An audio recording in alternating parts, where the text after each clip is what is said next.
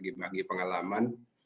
Dan tidak hanya di ITB, kebetulan dulu juga sama kantor tuh didorong untuk sering pergi-pergi gitu. Jadi saya itu udah keliling ke seluruh Indonesia, ya, dari Aceh sampai ke Maluku paling jauh, untuk ya berbagi pengalaman lah dengan para mahasiswa. Dan saya juga dulunya dosen, jadi ya senang aja sih pergi ke kampus itu. Jadi selalu senang kembali ke kampus, selalu senang berbagi.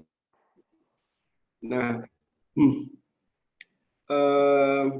saya S1-nya fisika. Ya. Nah, ini yang kuliah sekarang ini, kalau mau saya panggil adik-adik, saya kayak orang GR banget gitu ya Pak Bobi ya, kalau kita panggil adik. Kayak kita tuh masih muda aja gitu. Cuma kalau panggil anak-anak itu kadang rasanya nggak sopan juga. Kebetulan anak saya yang tertua juga sekarang kuliah di semester 1 ya, tahun pertama. Jadi ya Anda semua seumur dengan anak saya, tapi rasanya kurang sopan kalau saya panggil anak-anak gitu ya, udah pada mahasiswa. Jadi saudara-saudara aja dah. Kayak zaman dulu kami kuliah itu dipanggil saudara-saudara gitu ya. Jadi saya itu dulu lulusan fisika. Ini kita sampai jam berapa Pak Bobi? Sorry. Ya kurang lebih 1 jaman lah Pak. 1 jaman. 1 jam ya. Oke. Ya apa kurang lebih nanti kalau mungkin ada tanya jawab gitu ya. Ya nanti kita setting 1 tanya jam. Jawab. Kenapa? Dengan tanya jawab 1 jam atau saya ngomongnya 1 jam? Ya kurang lebih kita setting 1 jam lah. Nanti 1 jam kan biasanya nanti molor 15 menit gitu atau apa. Oke. Jadi jadwal 1 jam ya. Iya. Saya ringkasin aja. Jadi saya dulu mahasiswa fisika. Bagi mahasiswa fisika itu terus terang bingung gitu. Ya, dulu waktu saya wisuda ya seneng sih wisuda, banyak gitu namanya akhirnya lulus juga gitu ya, udah siap-siap untuk menjadi orang yang mandiri. Nah, ketika saya hadir di tempat wisuda itu saya bengong ngelihat segitu banyaknya sarjana gitu ya. Ntar dapat kerjaan nggak nih orang-orang gitu kan. Nah, termasuk saya sendiri, dapat kerjaan nggak saya. Kemudian ya saya waktu itu sebetulnya juga sudah men-set diri saya untuk jadi dosen. Saya pengen kuliah lagi sampai S3, itu sudah saya set semua. Nah, tapi kemudian setelah itu saya jalani, artinya saya dapatkan apa yang saya inginkan itu pada akhirnya. Setelah itu saya jalani, ternyata hidup tidak linear gitu ya. Ya sebenarnya itu juga pilihan juga ya bagi Pak Bobi ya, jalur fisika itu jalur linear, ternyata bagi saya harus zigzag gitu ya. Selesai kuliah doktor saya bekerja sebagai researcher di Jepang selama kurang lebih 4 tahun ya. 10 tahun saya tinggal di Jepang secara total. Kemudian saya berpikir kayaknya saya harus banting setir dalam rangka mempertahankan eksistensi ekonomi keluarga saya banting setir, kemudian saya masuk ke industri. Nah, kok bisa gitu? Itu satu pertanyaan, nanti akan saya berikan jawabannya. Kok bisa orang fisika yang tadinya di riset tiba-tiba masuk ke industri, kemudian bekerja ngurusin pabrik dan sebagainya. Nah, bagaimana bisa, itu sebetulnya ini yang akan saya sampaikan ya. Dan bukan hanya soal bagaimana dulu saya bisa, tapi bagaimana Anda bisa.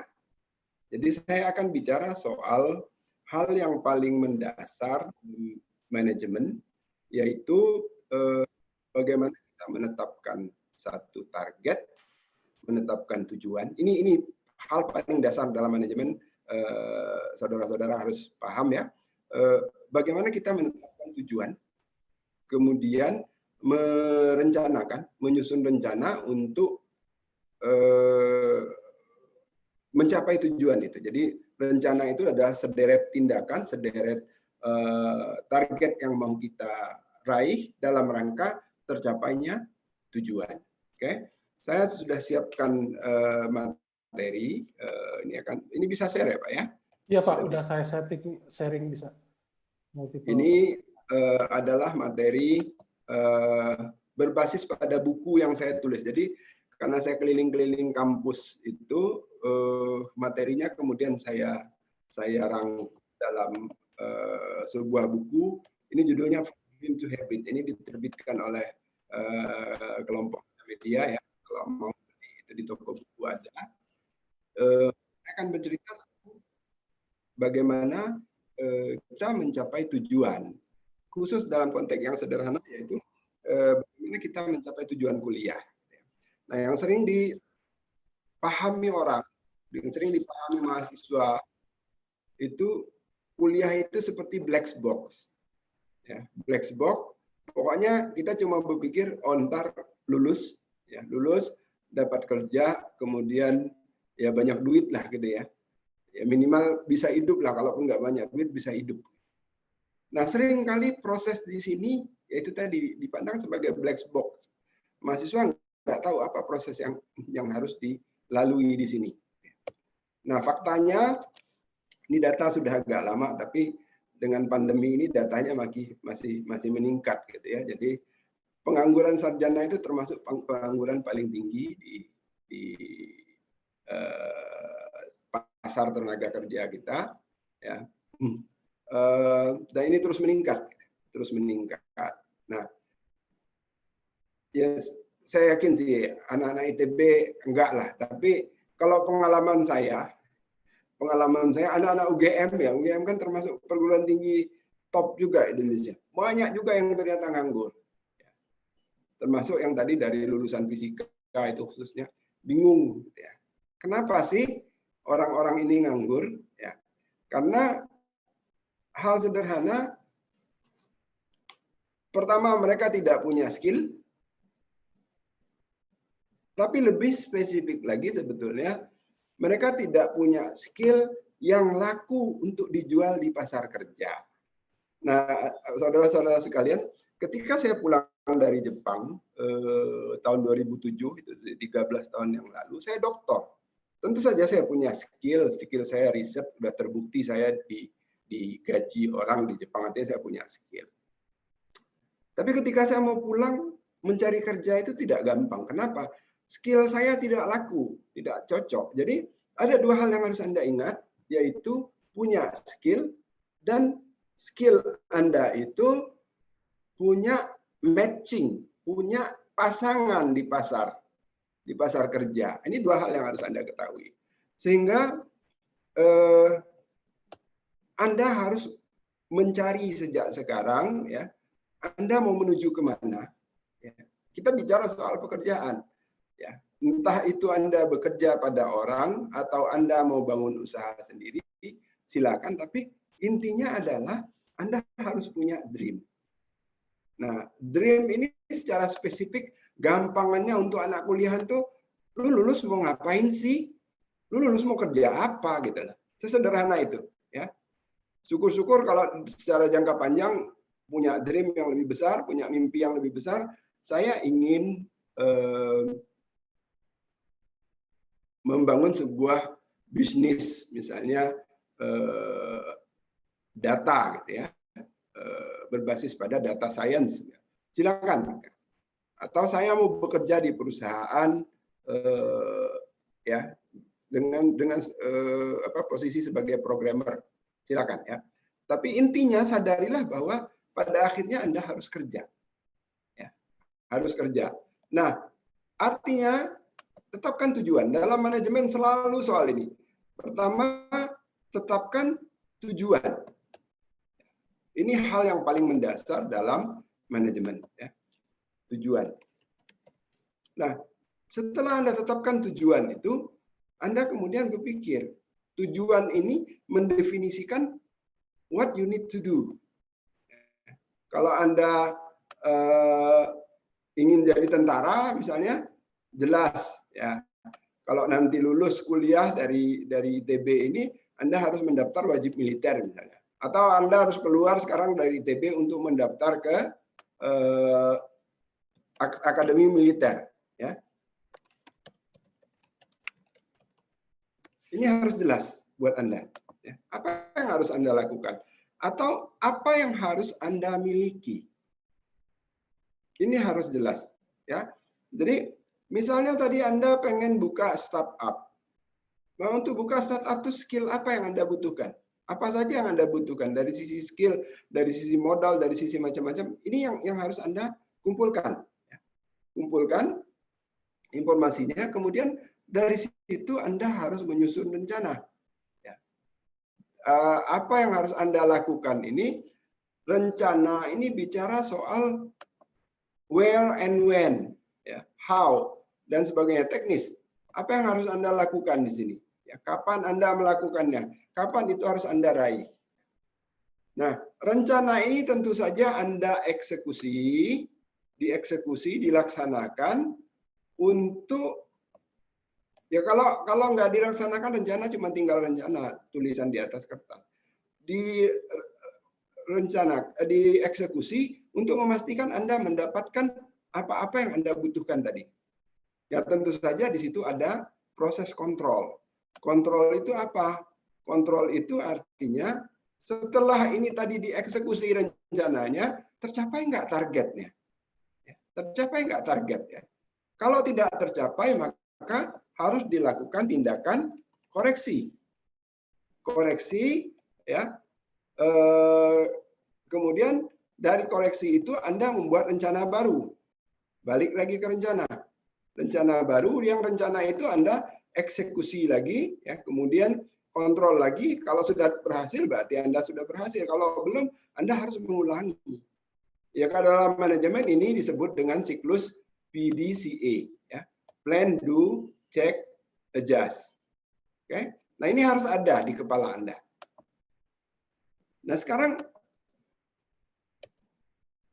di situ dalam perjalanannya, nanti Anda harus membentuk kebiasaan-kebiasaan yang membuat Anda mencapai tujuan itu. Gitu ya. Nah, saya bayangkan seperti ini ilustrasinya. Ini mimpi Anda mau ke sini. Bisa mimpi itu mimpi besar. Tadi saya punya perusahaan bidang IT, atau saya bekerja jadi direktur di perusahaan apa, loncat. Ya. Ini adalah yang mau Anda tuju. Jelas gambarannya. Nah, kemudian tadi syarat-syaratnya. Misalnya gampangnya kalau mau jadi tentara, Anda harus lulus dari akademi militer, gitu ya. Kalau enggak, Anda cuma jadi tentara-tentaraan. Ya. Nah, maka jalan untuk ke situ harus Anda lewati. Kalau Anda misalnya ingin masuk bekerja di Google, ya, syarat-syarat untuk bekerja di Google itu Anda harus penuhi. Ada tahapan yang harus Anda lewati. Ini yang tadi yang saya sebut dengan visi, kan? Ya. Nah, setiap tahap ini punya syarat, ya, punya syarat. Kita buat daftarnya seperti ini. Ya. Ini bisa untuk sederhana, misalnya Anda mau lulus, nanti mau lulus kerja, ini mimpinya. Maka ini semester 1 apa syarat-syarat yang harus Anda lalui. Tahun kedua misalnya apa syarat-syarat yang Anda harus penuhi. Pada tahun ketiga apa syarat yang harus Anda penuhi, ini ada. Tapi kalau misalnya ini buat besar, mimpinya besar, saya ingin jadi presiden di perusahaan IT misalnya. Nah, tahap-tahapnya Anda harus masuk perusahaan IT, kemudian setelah berapa tahun Anda harus jadi manajer, general manager, dan sebagainya, dan berapa tahun kemudian Anda mungkin harus jadi direktur dulu, dan sebagainya. Ya. Dan setiap tahapan itu memerlukan syarat. Nah, ketika syarat di sini terpenuhi, maka Anda posisinya tidak lagi di sini, Anda sudah berada di sini. Ya kan? Ketika syarat berikutnya dipenuhi, Anda berada di sini. Ketika syarat berikutnya dipenuhi lagi, Anda sudah berada di sini. Artinya, Anda yang sedang berada di sini akan berada di sini ketika setiap syarat yang diperlukan itu sudah Anda penuhi. Nah, contohnya sederhana, Anda mau kerja di mana sih? Anda bisa lihat misalnya di industrinya, mau industri apa. Yang ngetop sekarang mungkin industri kreatif misalnya, ya, atau oil and gas, di petrokimia dan sebagainya. Bisa pula Anda pilih job function-nya. Apakah Anda mau bekerja di bagian engineering, di bagian QC, di IT support, atau Anda mau di core job function-nya programming, terserah di perusahaan mana dan seterusnya. Ini harus dinyatakan secara jelas. Ya. Misalnya kalau dari kimia atau elektro mau masuk di industri petrokimia, mau jadi engineering engineer di bagian produksi, itu dipilih salah satu, dan tidak terbatas oleh ini saja, tentu saja ini hanya contoh, ya. Nah, Anda kemudian perlu tahu, ya, perlu tahu syarat-syaratnya, syarat-syaratnya apa saja, ya. Nah, ini misalnya ini contoh, dari mana tahu Anda syarat, Anda bisa tahu syarat untuk masuk kerja itu? Rajin-rajinlah berkunjung ke situs-situs rekrutmen. Di situ akan terlihat apa-apa saja yang dibutuhkan. Ini detail banget biasanya. Ya. Misalnya kalau Anda seorang programmer, apa yang dibutuhkan itu jelas. Nah, inilah yang harus Anda masukkan ke daftar Anda. Ya. Daftar kebutuhan Anda tadi. Ini ya. Sebentar. Misalnya, kebutuhannya ini, berarti ini ditransfer ke list ini. Oh, saya harus bisa ini, ya. Saya harus bisa ini. Nah, ini ditransfer ke sini. Ya. Nah, requirement-nya, jadi ini semua sebetulnya bicara soal requirement, tapi spesifiknya misalnya ini, ya. Ini, ya. Ini contoh. Nah, Anda harus tahu untuk mengejar pekerjaan yang Anda inginkan itu, skill apa yang Anda butuhkan, requirement-nya seperti apa. Oke? Nah, skill ini kita bisa bagi ke 3, ya, skill teknis, profesi, ya. Di mana Anda tahu informasinya, Anda bisa bongkar silabus mata kuliah Anda. Di situ ada tertera dengan jelas apa saja yang dibutuhkan. Apa saja yang bisa Anda dapat, bukan dibutuhkan, apa saja yang bisa Anda dapatkan dari kuliah itu. Ya.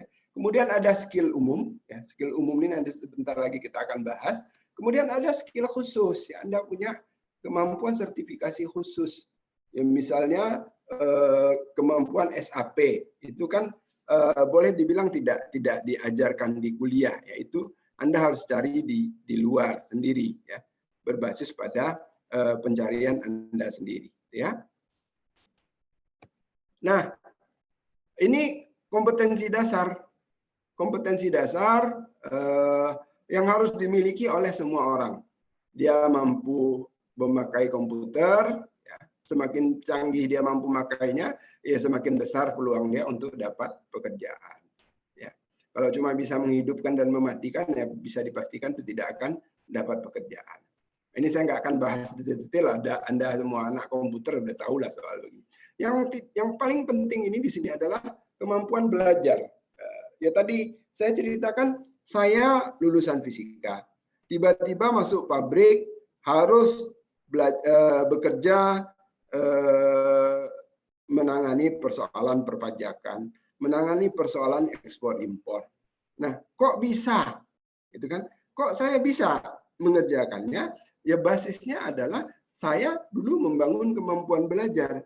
Ketika dibutuhkan untuk belajar hal baru, saya segera bisa. Nah, sebetulnya ketika Anda lulus kerja kelak, ya skill-skill teknis tadi yang sudah Anda raih di perguruan tinggi selama kuliah, itu bisa Anda pakai untuk bekerja, tapi pada dasarnya itu semua tidak banyak. Pada setiap tahap pekerjaan Anda dituntut untuk belajar lagi. Nah, karena itu kemampuan belajar mandiri ini sangat perlu diasah. Dan sebetulnya kuliah Anda itu didesain untuk membuat Anda mampu belajar mandiri. Nah, cuman tidak ada yang memberi Anda evaluasi. Anda harus mengevaluasi diri sendiri. Ya. Nilai Anda itu tidak selalu serta-merta mencerminkan kemampuan Anda belajar mandiri. Nah, kemudian problem solving. Ini harus betul sering-sering dilatih. Terus terang banyak orang pinter, ya, tapi tidak bisa menyelesaikan masalah. Itu banyak. Anda seorang programmer, tapi kalau Anda bukan seorang problem solver, Anda nggak akan diterima bekerja. Nah, caranya bagaimana? Seringlah latih kemampuan berpikir analitik, ya, melihat masalah, sering-seringlah berlatih menyelesaikan masalah. Ya, masih terkait dengan itu, practical intelligence, ya, kemampuan untuk menggali informasi, kemudian memanfaatkan informasi itu untuk menyelesaikan masalah. Ditambah banyak hal lagi di sini, leadership, ya, organisasi, kemampuan komunikasi, kemampuan bahasa asing ini mutlak, ya minimal bahasa Inggris. Ya, kalau bisa 1+1 gitu, ada bahasa Inggris, misalnya Anda belajar bahasa Jerman, itu advantage banget, ya, keuntungan banget, ya. Atau Anda belajar bahasa Jepang, bahasa Mandarin, terserah deh, ya. Kalau orang dengan kemampuan 2 bahasa asing, minimal 2 bahasa asing, maka dia punya peluang yang sangat besar untuk laku di pasar kerja. Oke. Nah, dari situ tadi Anda tahu, oh, aku harus belajar ini, jadi dari skill teknis, skill umum, apa yang harus Anda pelajari, maka Anda susun lah, ya. Susun, ada skill yang Anda raih dari kuliah, ya, programming segala macam nanti Anda akan dapatkan dari kuliah, tapi problem solving mungkin enggak. Nah, itu Anda harus ikut kursus di mana, ya. Atau manajemen dasar Anda enggak dapat. Nah, itu Anda harus ikut seminar di mana dan seterusnya. Nah, ini harus Anda susun rencana belajar, ya.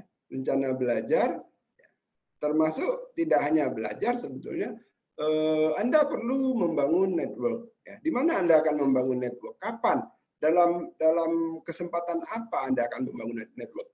Nah, itu semua harus direncanakan, dimasukkan ke dalam rencana Anda.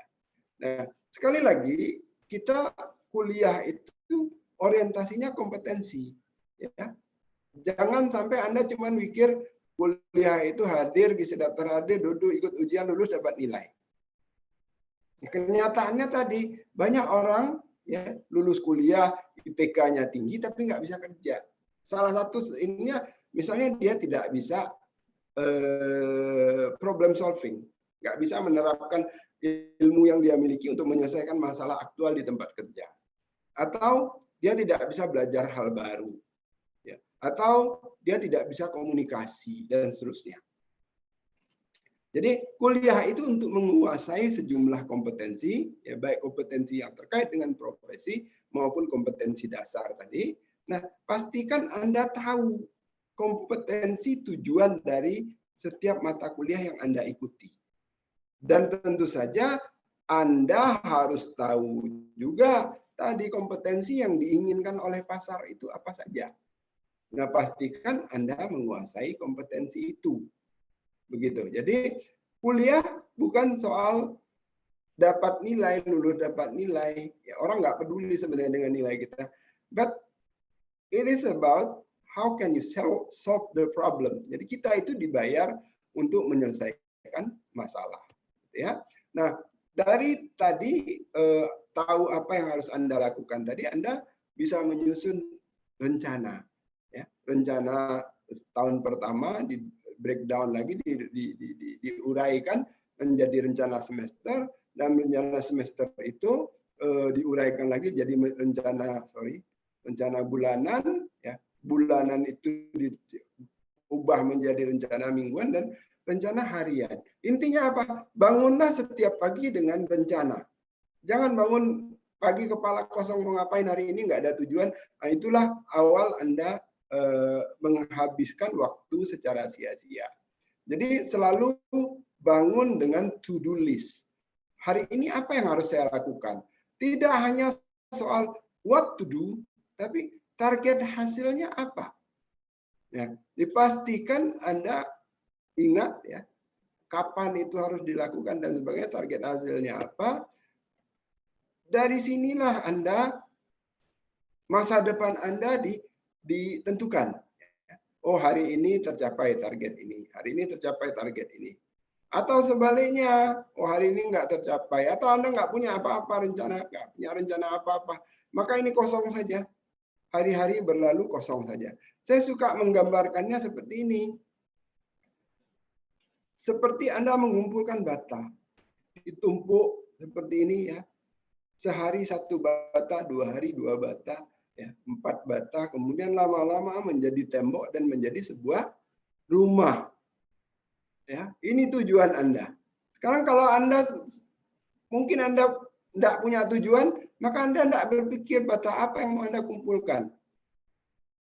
Ada hal-hal yang bisa Anda raih, tapi Anda nggak bisa memformulasikannya. Ini untuk dibikin apa, nggak jelas. Makanya penting untuk punya tujuan tadi. Atau Anda sekadar punya tujuan, hari-hari Anda tidak diisi dengan aktivitas untuk memastikan Anda mendapatkan bata. Bata ini adalah skill tadi. Maka Anda nggak akan pernah sampai di sini, nggak akan pernah punya rumah. Gitu ya. Nah, kontrol hasilnya, ya apa yang tadi Anda mau dapatkan, misalnya kegiatan A, detail, targetnya apa, hasilnya oke, dapat ya. Kerjakan lagi, ternyata oke, dapat. Ya kalau nggak dapat, tadi koreksi rencananya, ya ubah rencananya, lakukan lagi. Terus menerus begini. Nah, ketika semua ini selesai, maka Anda mendapatkan hasil yang Anda inginkan. Jadi ketika semua seperti ini cek, semua kebutuhan di sini dapat, maka Anda lulus secara kompeten. Misalnya ini Anda kuliah, ini lulus dapat bekerja. Nah, tahap berikutnya sebetulnya sama saja.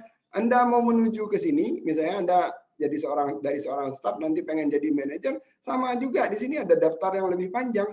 Daftarnya lebih panjang, dari staf ke supervisor ke manajer itu daftar skillnya lebih panjang dan selalu harus kita tambah. Jadi proses tadi harus diulang-ulang sampai Anda mendapatkan apapun yang Anda inginkan. Dan tujuan itu selalu diperbarui, selalu ditingkatkan.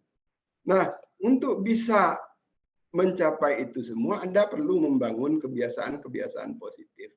Kebiasaan itu, kalau Anda mau lebih dalam, baca buku The Power of Habit, karangan Charles Duhigg. Itu menjelaskan bahwa kebiasaan itu mekanisme dalam otak yang tersimpan di otak kita yang paling primitif, ya. Suatu yang dikerjakan tanpa sadar, dan kita itu sehari-hari isinya kebiasaan. Kalau mau mengubah diri kita, maka ubahlah kebiasaan-kebiasaan kita. Ini saya gambarkan begini. Anda pagi lapar, pengen makan telur ceplok. Apa yang Anda lakukan? Anda pergi ke dapur, nyalakan kompor, ini kan bertindak ya. Nyalakan kompor, taruh penggorengan di kompor, kasih minyak, kemudian Anda ambil telur, pecahkan telur di atas penggorengan tadi, kasih garam, Anda akan dapatkan telur ceplok. Ya. Nah, berikutnya Anda ingin telur dadar. Apa yang Anda lakukan? Anda pergi ke dapur, nyalakan kompor, taruh minyak, taruh penggorengan, kasih minyak di atas penggorengan, Anda ambil telur, Anda pecahkan telur itu, masukkan ke penggorengan, kasih garam. Apa yang Anda dapatkan? Tetap telur ceplok. Kenapa nggak dapat telur dadar? Karena kebiasaan Anda, tindakan Anda, bukan tindakan seorang pembuat telur dadar, itu tindakan seorang pembuat telur ceplok. Jadi, your intention doesn't change your reality.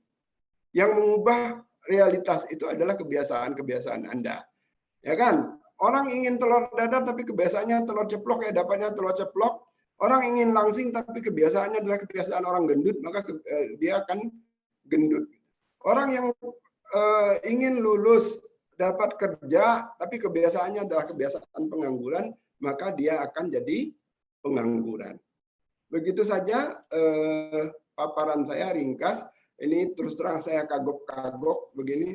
Biasanya bisa guyon-guyon, tapi kalau di Zoom begini guyon pun orang belum tentu ketawa gitu. Jadi saya agak-agak frustrasi ngasih kuliah di Zoom ini. Ya, kalau di kelas sudah dijamin terbahak-bahak deh gitu ya. Ya apa boleh buatlah, minimal saya masih bisa sharing informasi seperti ini yang mudah-mudahan bisa ditangkap maksudnya gitu ya. Kalau ada yang mau bertanya, dipersilakan aja. Ya, silakan. Bisa pakai pertanyaan lisan dengan unmute mikrofon, bisa dengan lewat chatting, pertanyaan tertulis juga bisa saya jawab. Oke. Yang ini silakan, aja, Pak. Kalau yang mau langsung silakan bicara aja, nggak apa-apa. Ada yang mau ditanyakan nggak? Atau pada tidur semua ini teh? Enggak, Pak, nggak tidur, Pak. Oh, nggak tidur. Harusnya ada lelucon jorok kayaknya baru pada melek. Silakan kalau ada yang mau bertanya.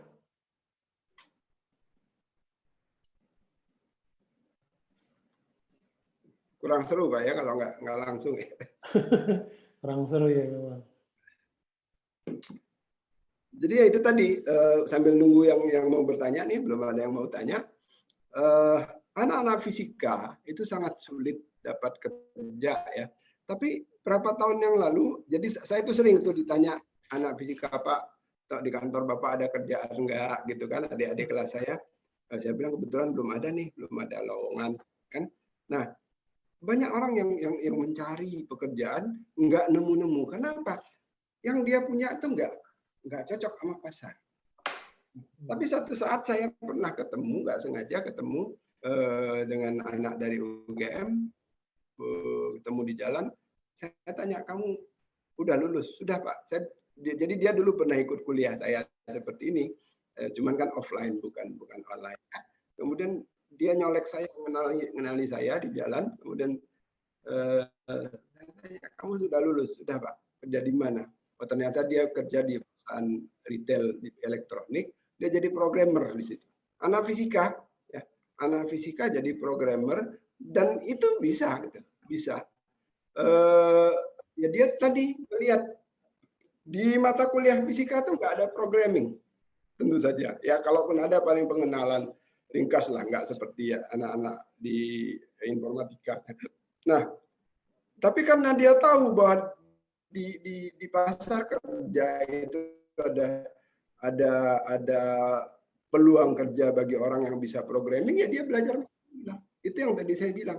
Ya, Anda lulusan informatika pun ya nggak akan serta-merta Anda diterima kerja kalau nggak ada sesuatu yang bisa Anda jual. Nah, poin terpentingnya adalah bagaimana menyusun daftar kompetensi yang ingin Anda miliki dan bagaimana Anda mencapai kompetensi itu. Ini pemikiran apa? Dasar berpikir paling dasar dalam manajemen. Silakan yang mau tanya, bebas saja. Bebas mau tanya silakan. Mau nanya gajinya berapa juga. Mas Nabil mau nanya tadi kayaknya. Oh ya, Nabil. Ya, silakan. Tahun 2038 saya dari kelasnya Pak Bobi juga. Mau Ya, nanya ya. ini. Sebenarnya simpel sih Pak. Gimana Bapak bisa belajar hal baru? Maksudnya kan kalau umur kami kan masih oke gitu kan, masih umur awal 20-an, akhir belasan gitu kan, masih mungkin masih pernah belajar gitu kan, dan resource lebih banyak. Kalau apa yang mungkin pelajaran dan materi itu agak lebih berat gitu Pak ya, yang agak lebih berat materinya yang dan Bapak harus belajar sendiri tuh, ada trik-trik khusus nggak Pak belajar hal yang seperti itu? Seperti yang tadi bilang kan, kita harus siap belajar banyak hal baru gitu Pak. Iya, jadi suaranya kecil ya. Tapi ya, jawab pertanyaannya Pak. Bisa saya dengar. Okay. Intinya kan bagaimana memulai ya, belajar hal-hal baru gitu ya, belajar hal baru dan sebenarnya tidak sulit, ya, tidak sulit. Jadi, nah ini yang dari awal semester harus Anda ingat, ketika Anda duduk kuliah, itu Anda bukan lagi anak SMA. Ya, anak SMA itu semua diajar sama gurunya. Ya, ketika kuliah, di perkuliahan itu hanya memberi Anda garis besar saja pengetahuan. Pengayaannya harus Anda bangun sendiri. Jadi Anda sekarang sudah dilakukan sepenuhnya sebagai orang dewasa. Ya. Ada yang namanya istilah adult learning. Adult learning adalah pembelajaran orang dewasa yang dia menetapkan sendiri tujuan belajarnya, metode belajarnya juga dia tetapkan sendiri, kemudian evaluasinya dalam arti gue dapat nggak tadi pelajarannya juga dievaluasi sendiri, ya. Nah, karena itu kuliah itu ada yang namanya universitas terbuka. Universitas terbuka itu orang belajar sendiri. ya, online course dan sebagainya. Nah, ini bisa dilatih, ya, bisa dilatihkan. Nah, yang paling jelas harus Anda mulai, bagaimana memulainya adalah dengan menetapkan tujuan belajar. Nah, seringkali kalau kuliah ini kan nggak jelas tujuan belajarnya apa, ya kan? Kenapa? Karena udah disediain sama kampus, pokoknya harus ambil, udah gitu aja kan mata kuliah wajib. Nah, Anda harus setting sebetulnya di setiap mata pelajaran, mata kuliah itu, target saya untuk kuliah ini apa? Bukan sekedar target A, B, C, D, tapi materi yang harus saya kuasai, skill yang saya kuasai itu apa? Nah, ketika Anda belajar mandiri pun, ini kan seperti paralel. Anda belajar mandiri pun, Anda tetapkan, saya ingin belajar di bidang ini. Misalnya, nggak tahu deh, belajar coding, misalnya, Python misalnya ya. Belajar coding Python, saya mungkin udah pada jago sih di sini ya. Saya harus bisa sampai level ini. Nah, step-step itu Anda ikuti. Jadi seorang mahasiswa itu dari semester 1 sudah mulai harus bisa, memang pertamanya mungkin tertatih-tatih ya, ada learning curve lah. Ya. Anda ambil sebuah buku, Anda baca buku itu, Anda paham isinya. Anda menguasai kalau nanti mau diaplikasikan kemana. Ya, itu perlu latihan memang, di awal-awal perlu latihan, ya semakin sering Anda latihan, semakin mahir Anda mempraktekkan itu. Begitu. Mudah-mudahan bisa menjawab keingintahuannya. Ada pertanyaan lagi? Jawab, Pak. Ya. Oke. Izin bertanya, Pak. Silakan, Oke, silakan. Mas Kris. Sekarang kan mungkin kalau di antara kita semua kan mungkin ada yang cita-citanya jadi kayak Pak Hasanuddin gitu ya, Pak. Nah, mungkin karena tergiur angka atau gimana, saya kurang tahu. Tapi kalau misalkan kita sudah jadi Bapak gitu, terus maksud saya tujuannya itu kayak Bapak masih punya cita-cita apa enggak, Pak? Oh, masih dong. Mungkin bisa diceritakan, Pak, sama alasan-alasannya, Pak. Oke. Adik-adik mungkin pernah baca yang namanya kebutuhan Maslow ya. Tingkat kebutuhan Maslow itu pernah baca nggak? Ya. Pernah. Jadi paling dasar kebutuhan itu apa? Paling rendah levelnya itu kebutuhan fisiologis. Ya, makan, minum, tidur gitu kan. Nah, kalau orang nggak cukup makan itu udah gampang ngamuk gitu kan. Nah, itu dulu. Tapi apakah ketika orang sudah tercukupi pangan ya, hal-hal basic itu kemudian orang berhenti? Tidak. Dia kemudian butuh yang lain lagi, security, kemudian pengakuan dan sebagainya. Nah, di puncak kebutuhan Maslow itu adalah aktualisasi. Aktualisasi itu tidak lagi bicara soal apa, ya mungkin jabatan, tapi juga mungkin tidak. Nah, kenapa orang pengen jadi presiden? Ya, duit udah banyak, ngapain masih jadi presiden juga? Karena dia pengen mengaktualisasikan diri dia ketika dia jadi presiden itu gimana saya bisa berguna di situ. Ya saya kan sekarang baru levelnya direktur, ya saya pengen jadi presiden juga dong. Gitu. Masih punya atas lagi ya. Ingat, di atas langit itu masih ada Hotman Paris gitu. Jadi, selalu ada, there's always one more mountain left to climb gitu kan. Selalu ada gunung baru yang ingin kita taklukkan. Tapi jangan sampai kita itu cuma mengejar desire ya. Lebih baik lagi kalau kita kejar value ya. Nah, ngapain saya ketika saya sudah dalam posisi ya lumayan lah, duit sudah cukup begitu ya. Apa yang saya lakukan? Ya saya sempatkan nulis buku. Untuk apa sih? Bukan duit, nulis buku itu buat berbagi pengetahuan. Ya saya sempatkan kuliah. Buat apa? Saya berbagi pengetahuan. Selalu pada akhirnya apa? Ketika kita mati nanti, kita ingin dikenang sebagai apa?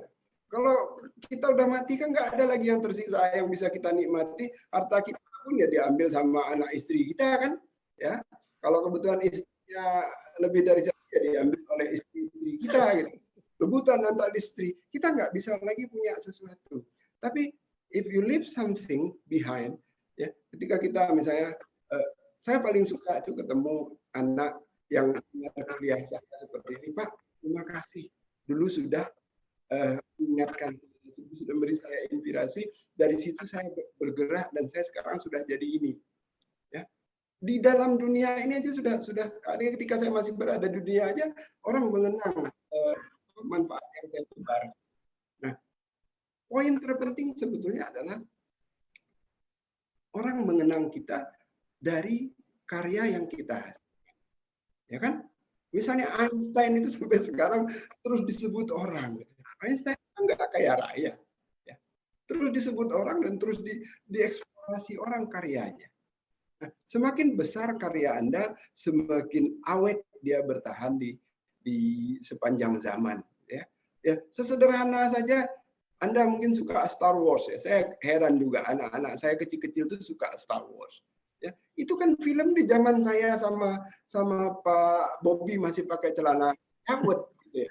Pertama zaman kami masih kecil itu film, tapi sampai sekarang masih digemari orang. Itu yang namanya legacy.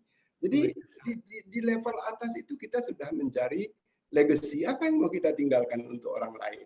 Begitu Mas Kris. Siap Pak, makasih ya Pak. Silakan Malik Akbar tadi raise hand ya. Anda raise hand. Ada yang mau ditanya nggak? Pak. Siap Pak, iya Pak. Ya, silakan. Siap Pak, saya Malik Akbar izin bertanya Pak. Ya, silakan ya, langsung. Tadi Bapak kan memaparkan bahwa kalau mahasiswa itu juga perlu mencari kompetensi-kompetensi di luar kuliahnya. Ya. Nah, itu Pak, pengalaman saya sendiri ini semester 1 kan saya merasa bahwa tugas-tugas dan itu sangat memberatkan saya. Saya kan ingin belajar kompetensi-kompetensi di luar juga. Tetapi waktu saya habis untuk mengerjakan tugas-tugas begitu, Pak. Nah, kira-kira menurut Bapak bahkan untuk belajar mata kuliah pun waktunya sangat sedikit. Nah, menurut Bapak prioritas yang perlu saya prioritaskan itu yang mana ya, Pak? Oke. Terima kasih. Ya. Sebenarnya kuliah itu didesain untuk tetap Anda punya waktu. Kalau nggak punya waktu itu bukan salah kuliahnya, salah Anda. Ya, salah Anda. Jadi problemnya adalah banyak orang merasa dia punya waktu, tapi sebenarnya banyak waktu dia sia-siakan. Gitu ya. Jadi gini, di buku saya yang lain sih sebenarnya, saya punya buku mengelola waktu. Saya kasih gambaran begini, Mas ya. Anda punya sebuah kotak besar. Kotak besar begini ya. Oke, kotak besar. Ini waktu Anda. Semua orang punya waktu 24 jam sehari. Nggak ada orang punya waktu 25 jam. Apa yang Anda lakukan selama ini? Anda serampangan aja ngisinya. Jadi misalnya ada satu blok begini, Anda isi begini. Ya. Masuk sini. Ya. Kemudian ada blok yang lain, Anda masuk begini. Ya. Kemudian Anda punya lagi blok yang lain, kegiatan, Anda masukkan sini. Apa yang kita lihat di sini? Wah, saya udah nggak punya waktu. Penuh waktu saya. Ya. Padahal ini kosong, di sini kosong, di sini kosong. Nah, problem kita adalah ini. Kita nggak bisa ngatur waktu. Ya, ngatur waktu itu adalah bagaimana membuat waktu itu ya efektif, tertata rapi, tertata sehingga tidak ada celah-celah yang terbuang. Tertata seperti ini. Ya. Tertata seperti ini. Ya. Tertata seperti ini. Misalnya begitu, ya. Intinya adalah yang mau saya katakan adalah nggak usah digambarkan pun Anda paham. Anda punya kardus satu kotak, Anda punya setumpuk bata. Bata ini adalah aktivitas Anda. Kotak ini ada harus tersedia atau waktu yang tersedia buat Anda. Kalau Anda bro kan begitu saja, saya jamin tidak banyak bata yang bisa ditumpuk di dalam kardus itu kan. Tapi kalau Anda tata rapi, maka akan banyak. Artinya apa? Waktu kita itu sering terbuang gara-gara antara kegiatan ini dengan kegiatan ini itu ada celah, dan celah itu kita anggap waktu luang. Nah, kalau waktu luang kita pakai untuk poya-poya, untuk main-main dan sebagainya. Itu satu. Yang kedua adalah kalaupun Anda sudah rapi, Anda harus mencari cara untuk memperpendek. Kalau rasanya nggak cukup, tuh artinya Anda mengerjakan sesuatu terlalu lama. Gimana caranya mengerjakan sesuatu itu cepat? Ya, mulailah dari hal sederhana, makan cepat. Ya, tidur nggak usah bertele-tele. Pak, jam 5 sudah bangun, paling lambat jam 6 sudah bangun. Kalau Anda bangun jam 8, otomatis Anda sudah kehilangan 2 jam. Ya kan? Bekerja cepat ya. Yang paling banyak orang kehabisan waktu itu apa? Sambil ngerjakan tugas, sambil lihat WA misalnya. Ya kan? Banyak kan lihat WA-nya daripada ngerjakan tugas. Ngakunya ngerjakan tugas, tapi tidak efektif dalam pengerjaannya gitu loh. Nah, ditambah dengan menunda, ya. Nah, kalau mau beli buku saya sebenarnya ada buku mengelola waktu, tapi kalau mau lebih ini lagi banyak kok artikel-artikel tentang pengelolaan waktu. Ya. Nah, jadi sesederhana itu sebenarnya.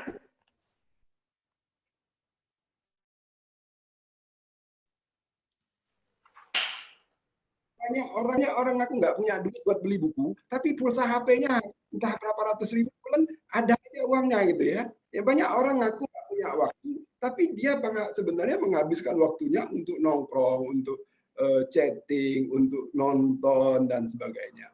Jadi kelolalah waktu Anda. Ya ingat, time is money. Ya, sama Mas. Jadi kalau Anda ngelola uang itu yang Mas Malik, Anda ngelola uang. Yang pertama Anda kelola apa? Bisa nggak jawab? Bagaimana Pak? Anda ingin belajar mengelola uang. Apa yang pertama harus Anda kelola? Manajemen uangnya. Bukan. Yang kelola pertama itu keinginan Anda. Ya kan? Semua ingin Anda punya 1 miliar pun kalau semua ingin, selesai habis 1 hari pun bisa habis 1 miliar. Ya, beli Alphard 1 udah habis 1 miliar kan? Ya kan? Nah, sama mengelola waktu adalah soal mengelola keinginan. Jadi kata ahli manajemen Anda bisa cari yang namanya Stephen Covey. Ya, the challenge is not about managing time. The challenge is about managing yourself. Jadi bukan soal tadi manajemen uang, bukan soal manajemen waktu, ini soal manajemen diri. How to control yourself. Ya, the challenge is 7 habits of highly effective people. Exactly. Ya. Jadi the challenge is to manage yourself. Ya, mengelola tujuan kita, mengelola diri kita. Nah, di buku 7 Habits itu pada habits yang ketiga itu ada cara-cara mengelola prioritas ya. First thing first. Tapi terus terang buat anak tingkat 1 itu bacanya masih mumet gitu. Ya saya kebetulan punya kelas Zoom 2 session membahas buku ini ya. Kapan-kapan kalau tertarik mungkin bisa kita atur untuk kelas seperti itu. Tapi intinya tadi, Mas Malik dan saudara-saudara sekalian ingat, the challenge is not to manage time. The challenge is to manage yourself. Gitu ya. Oke, ada pertanyaan Siap, lagi? Pak. Terima kasih sekali jawabannya. Ya. Ada pertanyaan lagi? Silahkan. Mumpung ada kesempatan ini orang industri ini langsung datang diskusi tentang ini. Gitu. kalau saya sendiri juga logikanya mungkin ada beberapa hal yang di industri saya sendiri juga nggak tahu gitu ya. Beliau ini tahu udah cukup banyak di industri gitu. Ya, dan di keilmuan juga lah, tapi jadi silakan apa namanya kalau ada pertanyaan. Anda kan mayoritas nanti ini kerja banyak di industri kan, tidak di akademisi pada umumnya. Kalau nggak ada pertanyaan, Pak Bobi, saya mau cerita satu hal lagi. Ya, silakan Pak. Ya, ada satu hal lagi ini. Saya termasuk lambat menyadari hal ini. Ya. Soal investasi. Investasi, oke. Jadi bekerja nyari duit itu iya, tapi tadi how to manage your money. Ya, nah, kita selama ini berpikir kerja kumpulin duit tabung. Ya, ini yang saya selama ini jalankan, dan itu saya tahu keliru. Ya. Dan saya baru sekarang mulai ya kebutuhan duit juga udah banyak gitu ya. Investasi. Investasi itu sederhana. Orang bilang kalau mau cepat kaya, bukan mau cepat kaya, mau kaya, investasilah di pasar saham. Ingat, tapi saya nggak ngajak Anda untuk trading ya. Trading itu judi. Ya, trading itu judi. Lu beli sekarang, ntar sore harganya naik sekian, lu dapat untung sekian, dapat cuan. Bukan itu. Ya, tapi investasikan uang di perusahaan-perusahaan yang memang ya istilahnya blue chip itu ya, yang punya masa depan. Ya, dipelajari ya, pelajari. Nah, kalau ya reksadana juga bisa. Ibaratnya Anda punya duit 1 juta, jangan belikan HP baru, segera investasi di saham atau apalah reksadana atau apa, dan lupa bahwa Anda punya investasi itu. Biar aja 7 tahun, 8 tahun lagi ketika Anda butuh baru buka lagi. Nah, tapi masukin rutin gitu ya. Rutin masukin. Kalau Anda sudah berinvestasi sejak Anda usia 20 tahun, ya, before you know it, you are rich gitu lah, ya. Mungkin pada saat Anda usia 40 itu Anda buka tabungan, oh gila banyak duit gue ya gitu ya. Jadi masa muda itu ya nikmati ya, tapi sedikit pun tetap biasakan rutin untuk berinvestasi. Saya nggak ngajarin nabung, biasakan untuk berinvestasi. Ya, investasi nanti lama-lama karena investasi itu tumbuh. Bayangkan kalau Anda beli saham sekarang di perusahaan yang masih kecil, sahamnya tuh mungkin ada yang cuma Rp100. Ya. Coba cek itu saham BCA sekarang, satu saham BCA itu 30.000. Dulu waktu buka nggak tahu berapa harganya. Yang jelas bukan 30.000. Banyak saham perusahaan yang dulu ketika dibeli itu harganya cuma Rp500, Rp600. Dalam perjalanannya perusahaan itu membesar, itu saham bisa harganya 5.000, 10.000 ya. BCA hari 24.000. Ada pemain di sini ya. Tampil main ya, tampil ya. Ada saya sih banyak. Ya, saya juga main dikit-dikit lah, nabung-nabung ya. Nah, pada saat nanti, wah BRIS lagi cuan ya, 60% sudah ya. Pada saat Anda nanti misalnya umur 30, umur 40, itu saham sudah ceritanya nggak lagi 2 kali lipat, 3 kali lipat, tapi mungkin 15 kali lipat, 20 kali lipat. Gitu. Jadi tidak terasa gitu ya. Nah, ini saran saya, selain bekerja, kalau yang ngandalin tabungan itu lama kayaknya gitu ya. Jadi be smart, be rich in mind pertama, yaitu dengan nggak cuma saham sih, manfaatkan berbagai instrumen investasi, berinvestasilah sejak dini, begitu. Gitu Pak Bobi, tambahan dari saya. Iya, terima kasih Pak. Saya sendiri secara pribadi memang kalau untuk nanam saham masih dilarang istri saya. Karena istri saya memang orang hukum kan, pernah dapat ini tentang bagaimana ini saham gitu ya. Tapi saya sekarang karena anak saya masuk SBM, dia juga cerita memang banyak teman-temannya ini kan saham, tapi kita berusaha ini sih buat kayak perusahaan kecil gitu, UMKM di situ. dari yang kita bisa aja dulu gitu. Ya. Silakan, ada yang lain? Jadi saya kadang belajar bisnis juga di anak saya itu biasanya kadang-kadang. Ya, buat apa gitu. Pak Bobi itu sebenarnya bisa bikin simulator untuk memprediksi harga pergerakan saham. Bisa Pak, cara modeling Pak. Saya pernah ada yang saya sampai mau belajar ke sana, terus ada mahasiswa waktu itu. Cuma nggak tahu ya apa namanya, saya masih belum tertarik aja sih.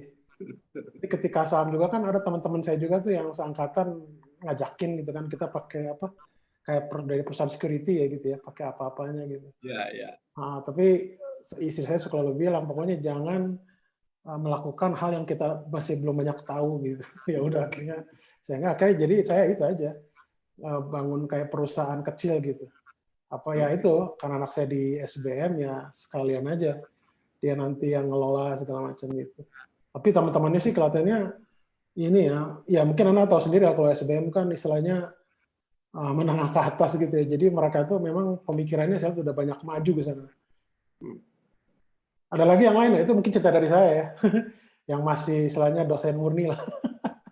Untuk kayak gitu-gitu saya masih belum istri juga kadang ngelarang gitu. Ya udahlah. Silakan. Yang lain? Izin bertanya, Pak. Ya, silakan. Rizky ya? Siapa? Iya, Pak. Rizky, Pak. Oke, silakan. Jadi beberapa tahun yang lalu kan kita sempat dengar banyak cerita kalau ada salah satu lulusan perguruan tinggi ternama, dia merasa gengsi, protes gitu kalau misalnya dapat kerjaan baru tapi gajinya kecil. Nah, karena ya notabene kami sekelas ini nanti 4 tahun lagi insya Allah lulus dari perguruan tinggi ternama, saran Bapak apa? Apakah kita emang harus gengsi gitu cari kerjaan dengan gaji tinggi atau ya emang semuanya harus step by step dari awal? Bagaimana Pak? Terima kasih. It depends on your value. You are selling thing. How much the market will give you the value? Itu kan itu soalnya. Ya, kalau lu bisa dapat gaji gede, ngapain mau digaji kecil? Kalau saya mah gitu mikirnya ya. Cuman ya harus tahu diri. Bukan soal lulusan ITB atau lulusan mana, tapi how much you can contribute to the business. Itu loh. Ya. Sederhana itu. Kalau keahlian yang Anda miliki ya atau tindakan yang Anda lakukan di perusahaan itu bisa memberi kontribusi kepada perusahaan, misalnya 3 miliar setahun ya profit 3 miliar setahun, perusahaan nggak akan keberatan gaji Anda 300 juta setahun kan. Tapi kalau cuma modal gue lulusan ITB nih, lu mesti bayar gue sekian, nggak ada orang peduli ya.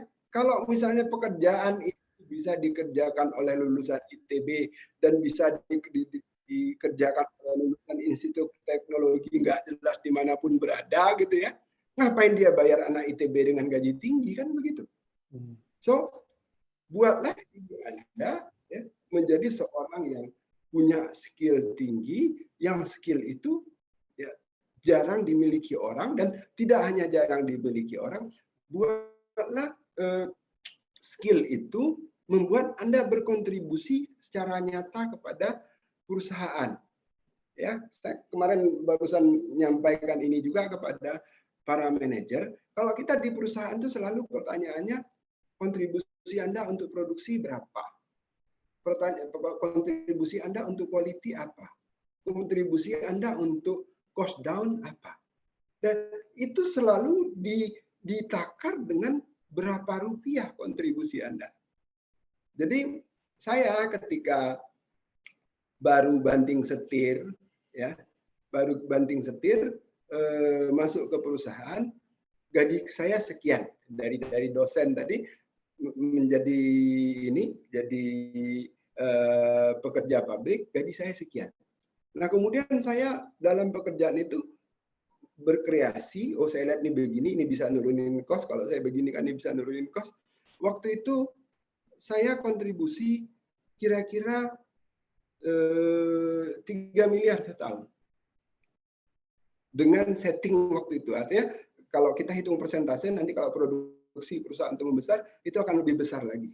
Nah, tiba-tiba saya langsung disodori kontrak baru oleh perusahaan. Pak Mas Rizky ya, perhatikan ini. Saya pernah loncat dari manajer menjadi direktur dalam waktu 1 tahun. Gaji saya naik 100%. Ya. Kenapa? Karena tadi kontribusi nyata kita kepada perusahaan. Jadi pertanyaannya bukan Anda lulusan ITB atau lulusan mana, tapi yang bisa Anda kerjakan itu nanti bagi perusahaan value-nya apa. Ya boleh jadi ke skill itu kalau Anda jual di tempat lain nggak ada apa-apanya, nggak ada artinya. Nah, karena itu matching itu juga menjadi penting bagi pasar kerja. Matching nggak kita sama tempat kerja kita. Jadi kalau saya sih ya gengsi dong gitu. Harus gengsi dong. Ingat ya, gengsi itu kata awal makna dasarnya adalah kita malu kalau kita nggak kontribusi loh. Bukan gengsi kalau HP kita jelek, kalau baju kita jelek, bukan. Makna gengsi itu sebenarnya kontribusi kita di mana. Jadi gengsi dong. Masa anak ITB kontribusinya kecil gitu ya. Ya bagus kalau mau harus gajiku gede gitu, itu bagus. Tapi kita bisa datang ke pengusaha, if you hire me gitu kan, if you hire me, your profit, laba Anda bisa meningkat sekian. Saya bisa kontribusi untuk perusahaan Anda sekian. Saya sekarang kalau nyari kerja begitu. Artinya kalau ada saya, perusahaanmu bisa untung sekian. Nah, kita kan bisa ngomong gaji di situ. Kalau cuma datang dengan modal selembar ijazah, ini saya suka ledekin sama kalau saya ngasih kuliah yang nggak di online gitu ya. Suka manas-manasin orang. Saya bilang ijazah itu terbuat dari apa? Dari kertas. Toilet paper itu terbuat dari apa? Dari kertas juga. Kalau cuma lu ngandalin ijazah tanpa skill, value kamu tuh nggak lebih tinggi dari selembar toilet paper. Jadi sekali lagi, anak-anak ITB ya jangan mau digaji kecil, jangan mau ya. Wah gajinya gede, tapi itu tadi kita kontribusi gede. Itu ya. Ya, good quote. Gaji nih Pak Bobi. Iya, kalau ngomong gaji pada melek gitu kan. Ada lagi nggak yang lain? Ini ada nih Pak Tirafi ya. Tirafi, untuk kualifikasi industri saat ini lebih baik menjadi orang yang average skill di segala hal tapi tidak terlalu mengasah, jack of all trade, atau punya high skill di satu profesiensi. Bagus. Saya jawab nggak dua-duanya. Nggak dua-duanya. Tapi Anda harus liquid. Jadi ada buku, saya lupa nama penulisnya, judulnya Range. Ya, judulnya Range. Kalau all trade, jack of all trade, itu dia cuma tahu dikit-dikit. Itu nggak menghasilkan uang. Ya. Level yang harus Anda capai adalah level di mana Anda bisa berkontribusi untuk tadi, entah itu meningkatkan sales, menurunkan biaya, ya kan, meningkatkan efisiensi, meningkatkan kualitas. Levelnya harus sampai situ. Anda mau menyebut itu expert atau tidak, buat saya nggak penting. Tapi Anda harus menjadi seorang problem solver. Problem solver itu poinnya.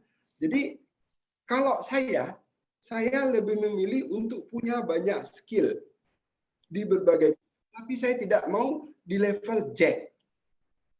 Levelnya tetap seorang problem solver. Nah makanya saya misalnya, kalau saya sekarang disuruh handle purchasing, saya bisa. Saya disuruh handle logistik, hayo. Saya disuruh handle sales, saya mungkin jago tapi saya bisa. Kalau saya disuruh handle development, saya jago. Nah, hal-hal semacam itu. Jadi kita punya banyak hal yang bisa kita jual. Poinnya begitu, Mas Najwan ya, Poinnya bukan kita tahu banyak hal, tapi kita punya banyak hal yang bisa kita jual. Nah, di buku Range itu justru diajarkan untuk punya broad range of skill, tapi bukan jack of all trade, ya sekedar tahu, enggak. Make it valuable to the level that you can contribute to the profit, gitu. Jago di semuanya, betul, itu namanya Bang Jago kan, ya. Bukan palu gada istilahnya. Oke. Palu gada. Ada lagi yang lain? Silakan. Masih muda harus banyak bertanya ini teh. Iya, apa? Queen of all trade ya. King of all trade ya. Kita harus jadi king di bidang itu. Yang wanita yang perempuan tanya tuh. Masa diam aja ini yang perempuan teh? Yang laki-laki semua tadi nanya ya? Udahlah, nggak ditunjukin kameranya, gersang banget lihat cowok-cowok pada belum mandi ini, aduh.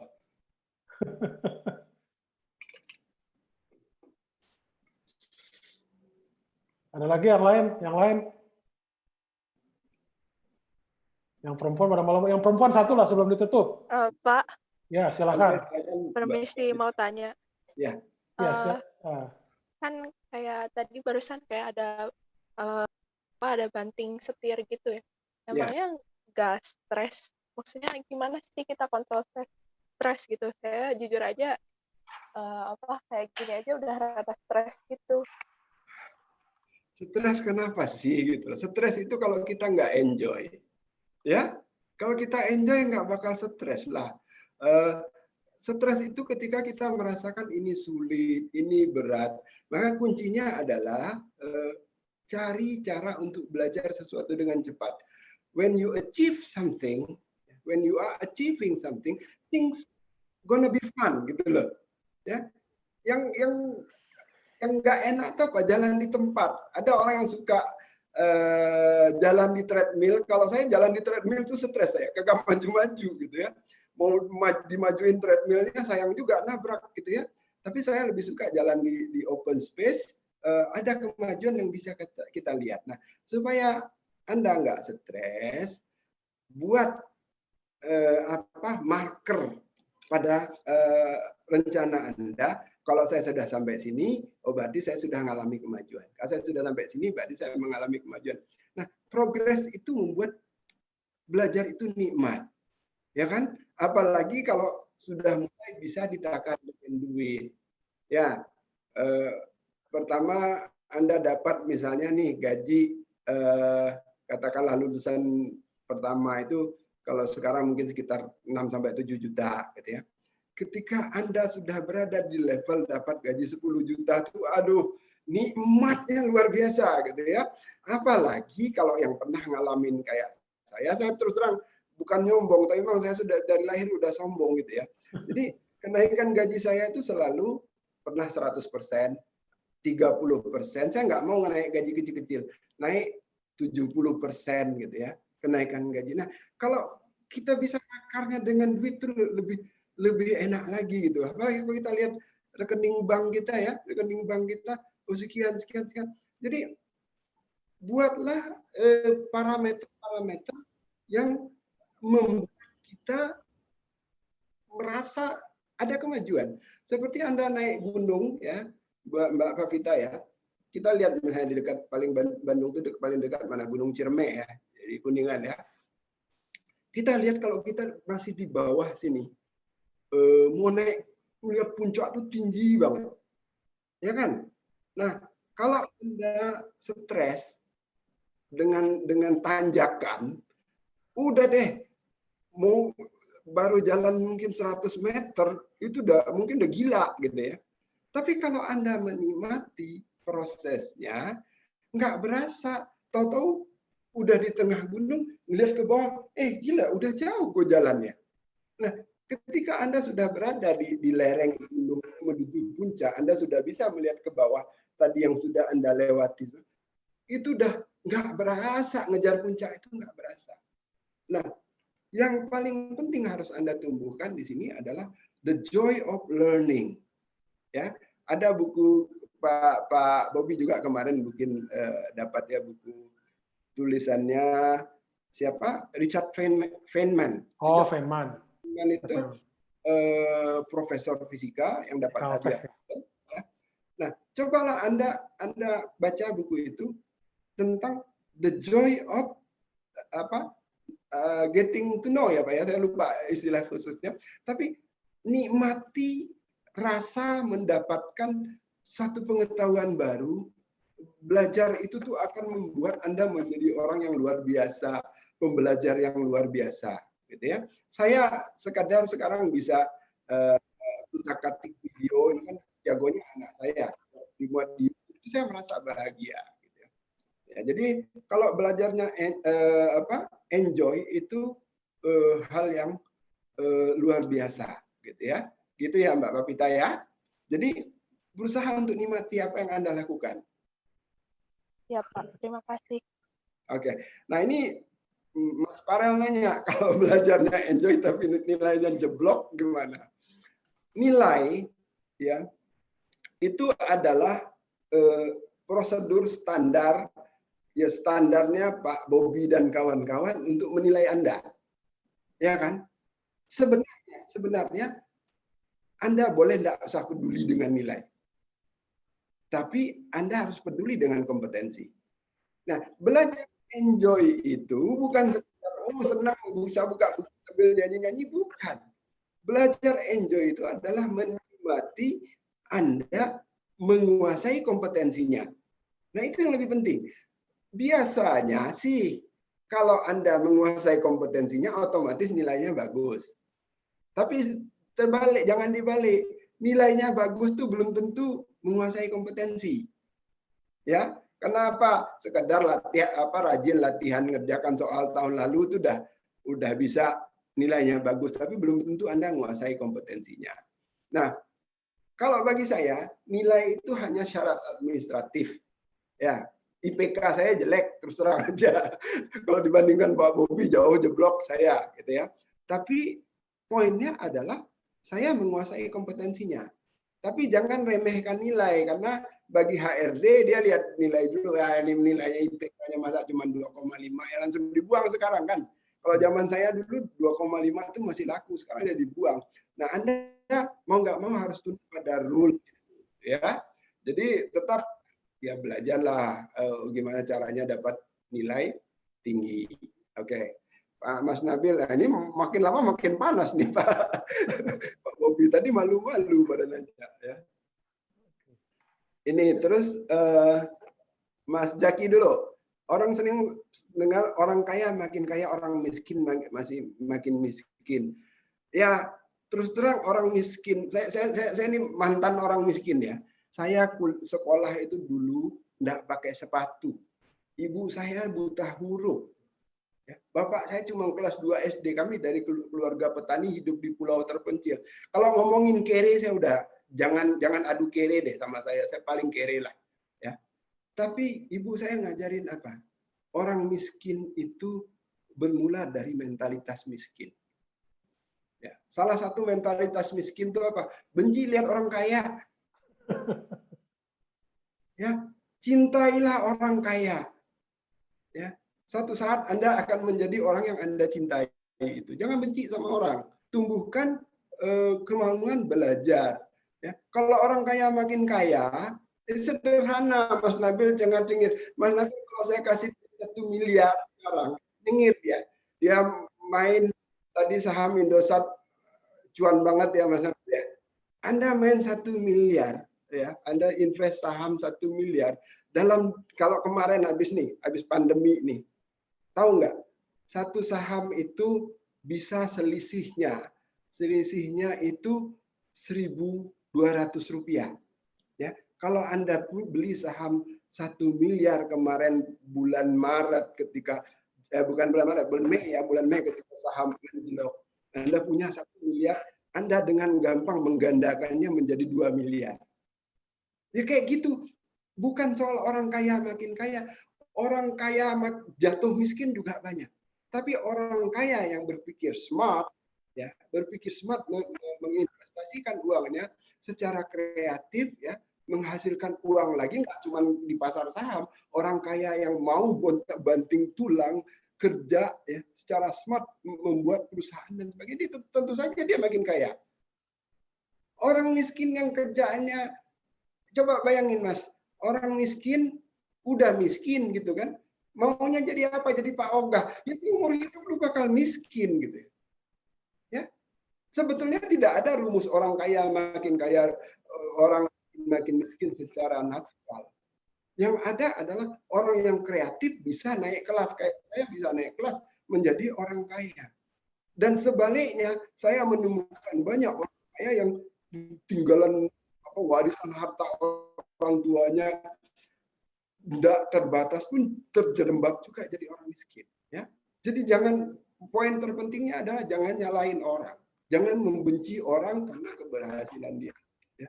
Lihat di dalam diri kita, di mana kita bisa tumbuh, di mana kita bisa menghasilkan sesuatu yang lebih baik, gitu ya. Oke, Mas Nabil lagi nanya seberapa jauh. Nah, berapa banyak yang Anda pelajari di dunia kuliah itu terpakai di dunia kerja? Kalau untuk saya sekarang 0,1%. Lah saya fisika, kerjaan saya ngasih training, ya kan? Ngurusin pajak, ngurusin investasi, baca laporan keuangan. Emang kapan saya kuliah belajar gituan? Ya, semua itu kita pelajari ketika kita sudah bekerja. Tapi jangan kemudian remehkan. Anda tuh sekarang belajar caranya belajar. Jadi kalau Anda mahir belajar misalnya programming, nanti satu saat Anda harus belajar purchasing, algoritmanya udah terbentuk di kepala. Jadi sekarang tuh membangun algoritma di otak kita untuk latihan belajar. Jadi jangan abaikan pelajaran di kuliah, tapi jangan terpaku di situ. Makanya tadi harus bisa range, jadi harus bisa switch sana sini. Ya, saya sekarang suruh belajar apa aja, saya yakin saya bisa. Jadi nggak akan banyak kemampuan dapat tuh apa skill saya. Bahasa Jepang. Bahasa Jepang tuh saya nggak dapat di jurusan fisika, itu dapat sebagai persiapan untuk dapat beasiswa dulu yang ternyata bermanfaat banget gitu loh. Jadi tadi dinamis, kemampuan belajar dinamis itulah yang penting. Nah, sekarang latihan terus ya. Oke, Mas Rifki lagi nanya mengubah diri dari malas menjadi suka kerja atau workaholic. Jangan jadi workaholic. Rugi. Ya. Kerja itu secukupnya saja, ya. Kerja secukupnya saja. Paling banyak harus Anda lakukan tuh belajar. Sampai saat Anda bekerja nanti pun Anda harus belajar. Saya nggak pernah workaholic, ya. Saya kerja sama Jepang dari 13 tahun ditambah 10 tahun saya di Jepang, ya. Kalau di Jepang dulu lumayan lah, pulang jam 1 malam tuh biasa. Di Indonesia nggak pernah, jam 5 tenggo pulang. Ngapain kerja sampai larut malam? Kasihan istri kedinginan sendiri di rumah, ya. Anak-anak juga butuh dipeluk gitu loh. Jangan mau jadi workaholic, karena itu bekerjalah secara efektif. Nah, tapi jangan jadi pemalas. Jadilah orang yang bertanggung jawab. Nah, tadi yang saya ajarkan itu apa? Solve every problem you have. Ya, kerja itu kan menyelesaikan problem. Kerjakan, bereskan, pulang. Ya, sering kali orang habisin waktu itu apa? Meeting, ngobrol dulu. Habis itu, iya ada kerjaan. Udah jam 5 dia baru mau mulai kerja. Tadi siang ngobrol aja, ngerokok lama-lama. Ya, kayak gini nggak punya workaholic. Bukan. Itu mah orang bodoh aja gitu loh. Jangan mau jadi workaholic. Enjoy your life. Work hard, work smart, kerja smart. Ya, selesaikan semua pekerjaan. Begitu waktunya pulang. Sampai rumah jangan kutak-atik kerjaan lagi. Gitu loh. Ya. Sampai rumah tuh udah waktunya pegang istri dah gitu, jangan pegang komputer lagi gitu ya, pegang istri sama anak gitu ya. Nah, ini terakhir kayaknya dari Mas Pindan ya, suka lupa atas motivasi ini, apakah akan bagi buku Bapak tentang motivasi? Saya bukan motivator ya, saya bukan motivator, tapi kalau mau buku bisa deh saya kirim nanti, tapi nggak bisa semua dong dapat ya, kebanyakan. Nanti saya kirim beberapa Pak Bobi deh gimana bagi. Bingung juga saya. Kalau dikirim. Yang bertanya aja tadi, tolong dicatat berapa orang yang bertanya, nanti saya kirim. Ya, udah. Ini siapa yang nyatat? Ini kan ada nih, tinggal di. Ya paling tadi di chatnya ya. Jadi gini, saya bukan motivator. Saya nggak mau disebut. Kenapa? Nanti tiba-tiba ada yang ngaku saya repot saya kan, ya. Nah, saya merasa saya orang manajer, saya seorang educator yang saya ini manajemen, bukan motivasi. Tadi malam saya baru ngasih kuliah online juga tentang manajemen. Isinya bagaimana memotivasi bawahan. Dan memotivasi bawahan itu tidak ada urusannya dengan merangkai kata-kata indah seperti yang dilakukan oleh Mario Teguh gitu. Ya, makanya kalau orang bilang hidup tak seindah cocotnya Mario Teguh, itu benar gitu. Karena motivasi itu bukan itu. Motivasi adalah soal yang tadi saya sudah jelaskan kepada Anda, ya, bahwa kita punya tujuan, ya, kita punya target, bagaimana menyusun rencana, bagaimana mengeksekusi rencana itu, dan itu membuat kita bergairah. Karena apa? Tujuan itu jelas. Di acara kuliah manajemen saya kasih gambaran begini. Kalau ada di puncak menara, katakanlah di menara Masjid Salman itu ya, ada ditaruh emas 2 kilo. Anda semangat nggak manjat itu? Anda pasti semangat. Kenapa? Karena jelas tujuan yang mau dikejar. Nah, itulah motivasi Anda. So, to set up your motivation, ada langkah pertama tadi yang saya ajarkan, perjelas tujuan Anda. Ya, perjelas tujuan Anda. Yang kedua, itu kalau emas di atas menara Masjid Salman itu jelas gimana cara naiknya, antara lewat tangga sebelah ini, lewat tangga sebelah ini, lewat tangga sebelah ini. Anda pasti semangat untuk naik. Ya kan? Yang bingung itu kalau ada emas menggantung, tidak jelas talinya di mana, Anda pengen pun, tapi Anda nggak tahu gimana cara mencapai itu, Anda akan kehilangan motivasi. Ya kan? Jadi memotivasi diri itu bukan mengatur ini dan itu, mencari kata-kata mutiara, mencari kata-kata inspiratif. No.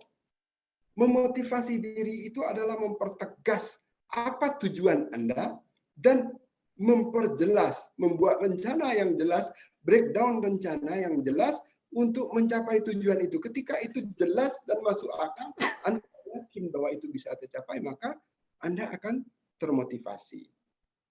Begitu. Kalau PDF-nya nggak ada, Mas, bukunya. Nanti saya kirim aja ya. Oke? Kita harus sering ikut pelatihan, seminar, atau kursus. Bukan seberapa banyak Anda ikut seminar atau kursus, tapi kan tadi ada listnya. Kalau memang list berdasarkan portofolio tujuan Anda, mengharuskan Anda ikut banyak, ya udah ikut. Tapi jangan random. Oh, ada seminar tuh ikut yo. Oh, ada seminar tuh ikut yo. Segala seminar siapa? Mardigu Wowi juga diikut. Ya, tapi carilah, makanya buatlah learning plan, ya. Learning plan. Nah, belajarlah berdasarkan learning plan itu. Kebetulan ada misalnya seminar dari Pak Oni, ya ikut. Kalau memang cocok. Kalau seminar itu dari seorang pakar yang hebat manapun, kalau enggak masuk dalam plan Anda, jangan ambil. Sesederhana itu. Jadi bukan soal berapa banyak Anda ikut, tapi Anda punya plan belajar atau tidak. Gitu ya. Jadi sekali lagi kuncinya adalah, ini yang terakhir deh. Terakhir Pak Bobi ya. Iya, Pak. Kuncinya adalah pertegas tujuan Anda. Ya. Kemudian perjelas step-step menuju situ. Kalau step menuju situ jelas, you know exactly what you will do, what you have to do, what you have to achieve. Ya semangatlah. Ya kan? Ibaratnya siapa cewek cakep yang sekarang lagi ngetop di TV? Saya nggak kenal. Katakanlah Anda suka sama Raline Shah. Ya kan? Anda tahu gimana cara bikin dia jatuh hati sama Anda. Pasti Anda semangat lah ngajarnya. Tapi kan Anda suka sama Raline Shah, nomor HP-nya aja kagak tahu, rumahnya kagak tahu. Gimana mau suka sama dia, mau yakin Anda bisa ngejar dia? Kan nggak bisa. Jadi make your path clear. Jadi set up your goal, make your path clear. Ini kuncinya. Ya, buat jalan Anda menuju ke sana itu menjadi jelas dan Anda mau melangkah melewati jalan itu. Buat saya itu saja hidup. Ya. Hidup itu sangat nikmat kalau kita menjalani semua itu. Begitu. Oh, saya jadi panas. Gak nyangka juga bisa panas di Zoom. Biasanya nggak pernah panas. Oke. Ya, Pak. Terima kasih, Pak Hasanuddin. Oke, terima kasih ya. Ya, jadi saya tutup ya. Jadi saya apa istilahnya ya? Saya alhamdulillahnya banyak perjalanan ya, termasuk perjalanan ke luar negeri dan ketemu pemenang hadiah Nobel gitu. Nah, saya paling terkesan ketika ketemu seorang pemenang Nobel kimia, namanya Sir Harold Kroto kalau tidak salah. Beliau pernah menemu sifat alotropik karbon yang C60. Mungkin Pak Hasan kalau orang fisika tahu. Jadi dia pesan di di depan kita, di depan anak-anak. Waktu itu saya mendampingi Ivo ya ke Estonia waktu itu, di Eropa Timur ke sebelah sana dekat Rusia gitu, Estonia. Jadi yang beliau bilang begini, intinya adalah bahwa orang sukses itu tidak harus pintar, dia bilang, sambil menunjuk siswa-siswa itu, gitu. Karena dia sendiri juga bukan alumni dari Olimpiade Kimia ya, gitu, Harold Kroto itu. Cuma yang beliau bilang itu adalah saya hanya bisa istilahnya gini, setiap hari yang saya lakukan dari awal saya punya perencanaan ya untuk berbuat terbaik di hari itu. Ya. Kemudian ketika saya sebelum tidur, saya harus memastikan bahwa saya bisa berbuat yang terbaik gitu, buat hari itu. Gitu. Dan nyatanya apa? Beliau dapat hadiah Nobel Kimia. Jadi intinya gitu, bahwa di setiap kehidupan kita, dari awal kita merencanakan atau mempunyai niat melakukan hal yang terbaik, dan kita tutup dengan bahwa evaluasi, bahwa hal yang kita lakukan dalam hari ini, itu adalah yang terbaik. Dan itu aja yang beliau lakukan setiap harinya.